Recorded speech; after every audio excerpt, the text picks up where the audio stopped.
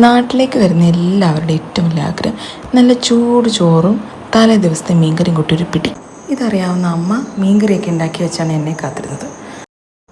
സത്യത്തിൽ ആ ചട്ടിയിലുള്ള അല്പം മീൻകറി മാത്രം മതി. പക്ഷെ അന്ന് ഉച്ചയ്ക്ക് ചക്കക്കുരു മാങ്ങയും ചെമ്മീനും എല്ലാം കൂടി ചേർത്തിട്ട് കറി ഉണ്ടായിരുന്നു. എന്നാൽ പിന്നെ അതിൽ നിന്ന് അല്പം ചാറും കൂടി ആവാം എന്ന് വിചാരിച്ച് കുറച്ച് ചാറും കൂടി ഞാൻ ചേർത്തു.